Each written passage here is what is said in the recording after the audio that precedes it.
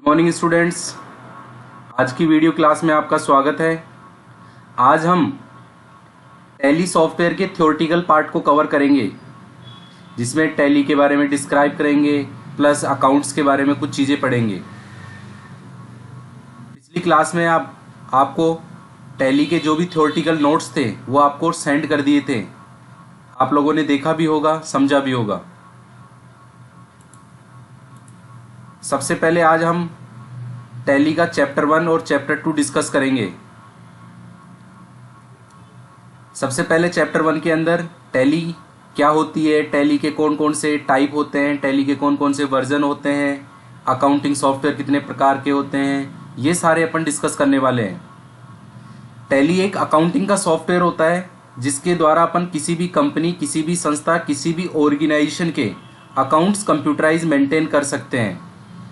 अर्थात बिजनेस में जो भी लेन देन होता है, जो भी ट्रांजैक्शंस होते हैं, जो भी व्यवहार होते हैं, उनकी एंट्रीज कर सकते हैं। अकाउंट्स के जो सॉफ्टवेयर होते हैं उनको 3 कैटेगरी में डिवाइड करते हैं: special purpose accounting software, general purpose accounting software और ऑनलाइन अकाउंटिंग सॉफ्टवेयर।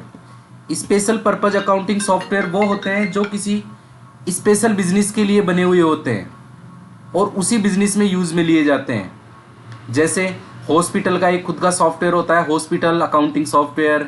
स्कूल का होता है स्कूल मैनेजमेंट सॉफ्टवेयर, जो केवल स्कूल के लिए ही यूज में बना हुआ होता है।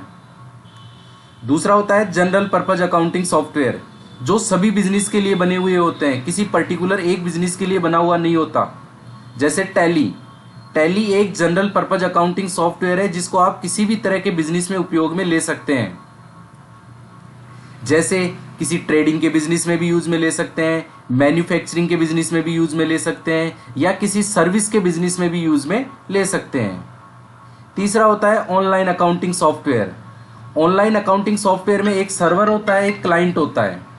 सर्वर के ऊपर सॉफ्टवेयर इंस्टॉल होता है और यूजर कहीं पर भी बैठ के इंटरनेट के थ्रू अपने अकाउंटिंग सॉफ्टवेयर को मैनेज कर सकता है, उसमें एंट्री चढ़ा सकता है, उसमें कुछ भी मॉडिफिकेशन कर सकता है। जैसे बैंकिंग अकाउंटिंग सॉफ्टवेयर एक ऑनलाइन अकाउंटिंग सॉफ्टवेयर है। टैली जो सॉफ्टवेयर अकाउंटिंग सॉफ्टवेयर है उसको टैली सॉल्यूशन प्राइवेट लिमिटेड नाम से एक कंपनी है जिसने इस सॉफ्टवेयर को बनाया था। इस कंपनी ने अलग अलग टाइम पर अलग अलग वर्जन लॉन्च करे। जैसे टैली का सबसे पहले वर्जन आया था टैली 4.0, 4.5, जिसमें अकाउंट्स की फैसिलिटी थी केवल। उसके बाद उसमें नया अपडेट आया टैली 5.4 के नाम से। उसमें अकाउंट्स के साथ इन्वेंट्री यानी स्टॉक मेंटेन करने की फैसिलिटी और आ गई। इसके बाद नया अपडेट आया टैली 6.3 में, जिसमें अकाउंट्स, इन्वेंट्री के साथ इंटरनेट के ऑप्शंस कुछ और ऐड हो गए।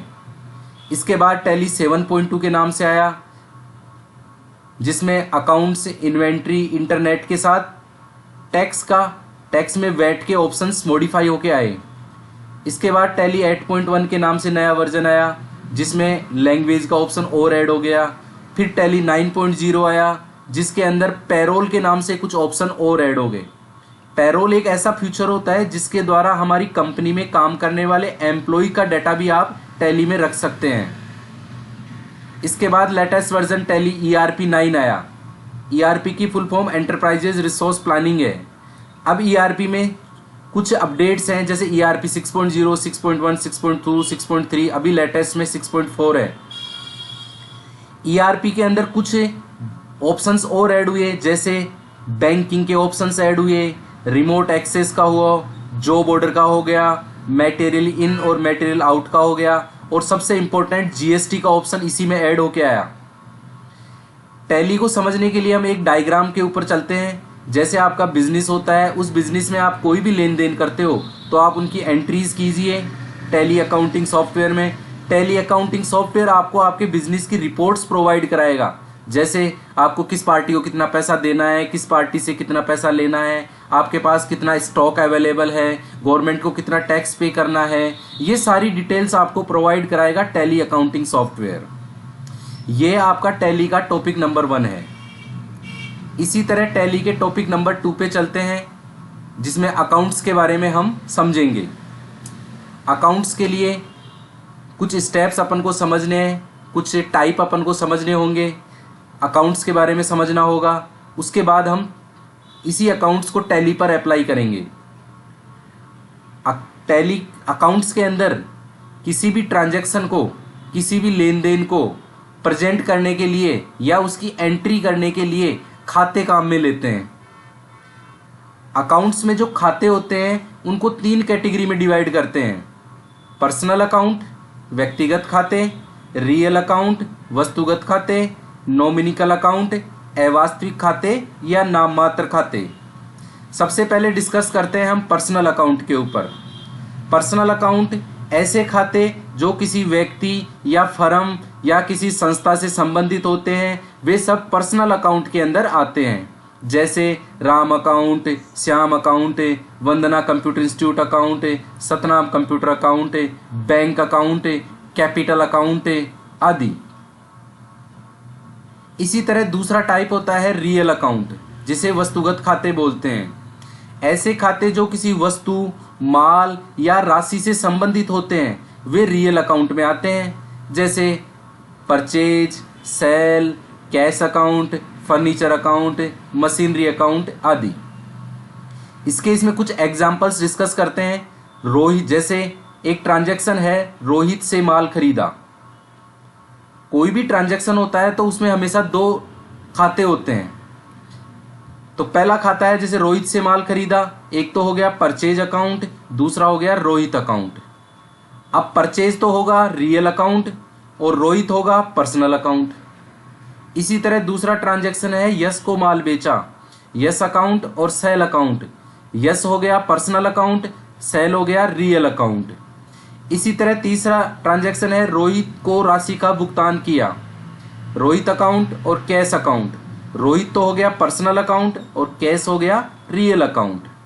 इस तरह हमने 2 टाइप समझा, पर्सनल अकाउंट क्या होते हैं और रियल अकाउंट क्या होते हैं। इसी तरह तीसरा टाइप आता है नॉमिनिकल अकाउंट, जिसे अवास्तविक खाते या नाममात्र खाते के नाम से जानते हैं।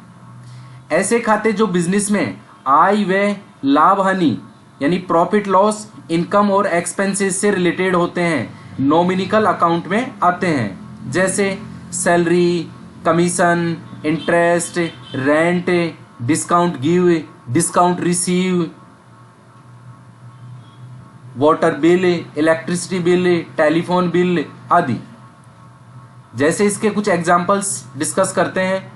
बिजली के बिल का भुगतान किया, यह एक ट्रांजैक्शन है। इस ट्रांजैक्शन में 2 खाते हैं, एक खाता है इलेक्ट्रिसिटी बिल अकाउंट और दूसरा है कैश अकाउंट। इसी तरह इलेक्ट्रिसिटी बिल नॉमिनिकल अकाउंट होगा, कैश रियल अकाउंट होगा। कमीशन का पैसा प्राप्त किया, एक तो कैश अकाउंट हो गया और दूसरा कमीशन रिसीव अकाउंट हो गया। Cash real, commission receive nominal. वेतन का भुगतान किया, सैलरी अकाउंट और कैश अकाउंट। सैलरी हो गया नॉमिनिकल, कैश हो गया रियल। अकाउंट्स की कुछ हिंदी वर्ड्स के इंग्लिश वर्ड्स आपको इस टेबल में समझाए हुए हैं। इस टेबल को एक बार आप अच्छी तरह स्टडी कर लेना। जैसे हिंदी में किसी वर्ड को इंग्लिश में क्या बोलेंगे, जैसे माल को खरीदना परचेज बोलते हैं, माल को बेचने को सेल बोलते हैं। इसी तरह खरीदा हुआ माल वापस लौटाना परचेज रिटर्न होता है, बेचा हुआ वापस आना सेल्स रिटर्न होता है। इस तरह कुछ हिंदी वर्ड्स के इंग्लिश वर्ड्स हैं, इनको एक बार अच्छी तरह आप स्टडी कर लीजिए। अब हम कुछ एग्जाम्पल डिस्कस करते हैं, जिसके अंदर हम इस टॉपिक नंबर 2 अकाउंट्स के बारे में पढ़ेंगे, जिसके अंदर खाते पहचानना सीखेंगे। कुछ क्वेश्चंस करते हैं जिसकी प्रैक्टिस आपको भी करनी है। जैसे एग्जाम्पल, इसमें एग्जाम्पल में क्वेश्चंस दे रखे हैं। हर क्वेश्चन के अंदर, हर ट्रांजैक्शन के अंदर आपको लेजर पहचानने हैं। जैसे पहला ट्रांजैक्शन है नगद से व्यापार प्रारंभ किया। नगद से जो भी व्यापार प्रारंभ करता है, जो भी पूंजी लगाता है, उसे कैपिटल के नाम से जाना जाता है। तो पहला लेजर कैपिटल हो गया।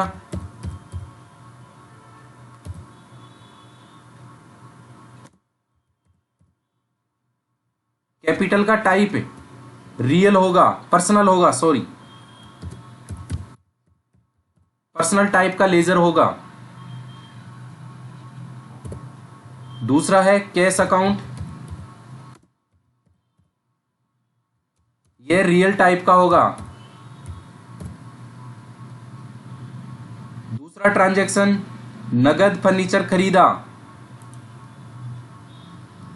एक हो गया फर्नीचर अकाउंट, दूसरा हो गया cash account. Furniture account real होगा,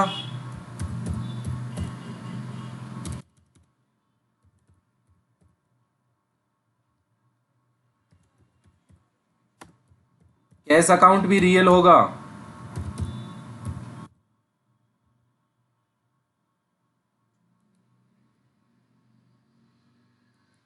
तीसरी एंट्री है नगद माल खरीदा। एक तो परचेज अकाउंट, दूसरा कैश अकाउंट।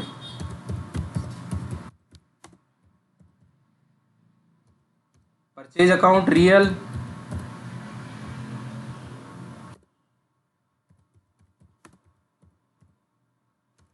कैश अकाउंट भी रियल।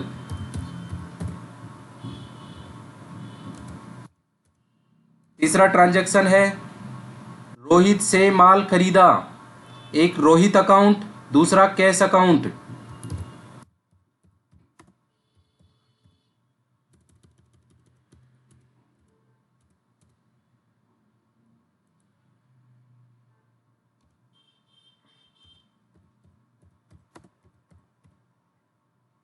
रोहित अकाउंट पर्सनल होगा,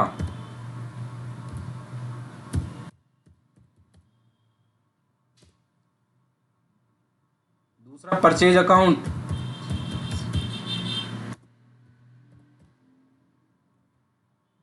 परचेज रियल होगा।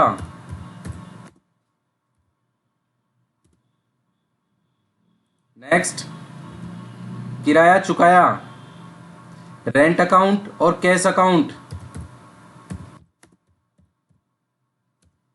रेंट अकाउंट नॉमिनिकल होगा,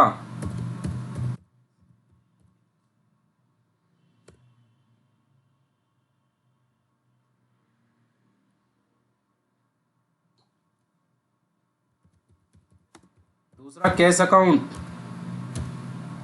कैश अकाउंट रियल होगा।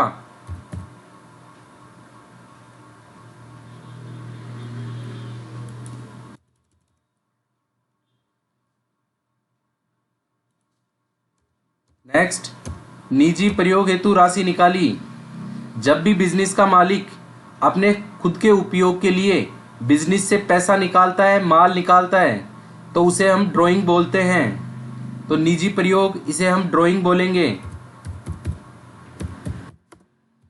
ड्राइंग अकाउंट हमेशा पर्सनल होता है। दूसरा कैश अकाउंट।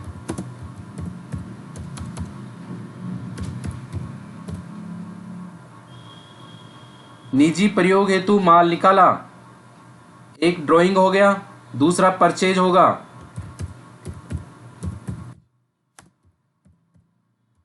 यहां पर माल को परचेज के नाम से जाना जाएगा।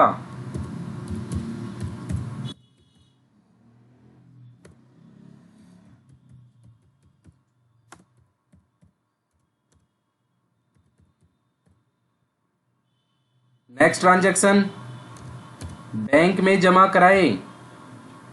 Bank account and cash account.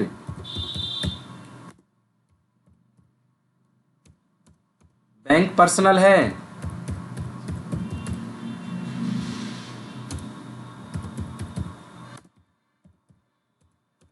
Cash real.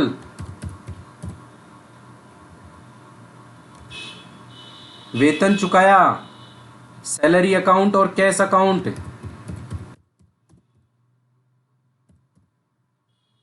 Salary numerical.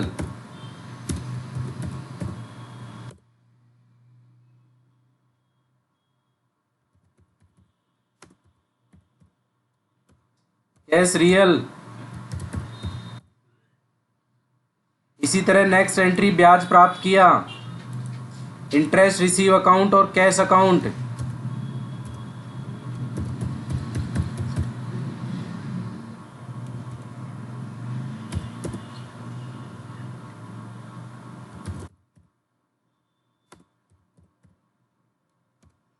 Interest receive numerical.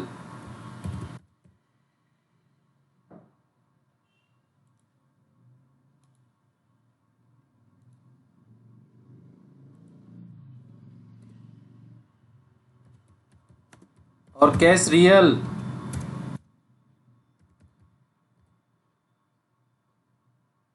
Next, commission प्राप्त किया।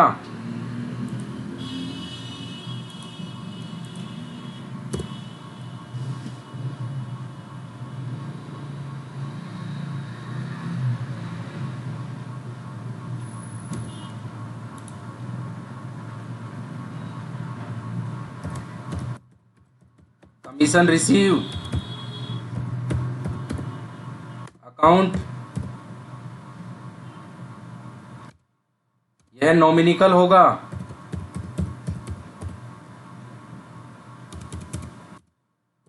दूसरा कैश। अकाउंट, ये रियल होगा। नेक्स्ट ट्रांजैक्शन, बैंक से राशि निकाली। बैंक अकाउंट और cash account.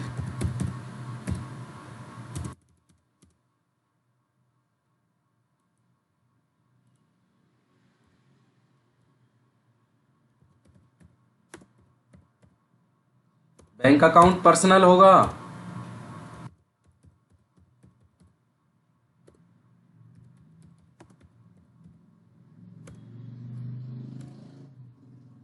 Cash account real. Ramesh को माल बेचा। Ramesh account and sale account.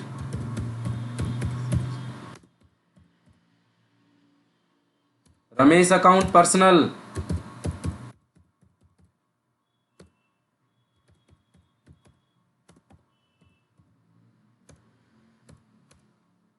Cell account real.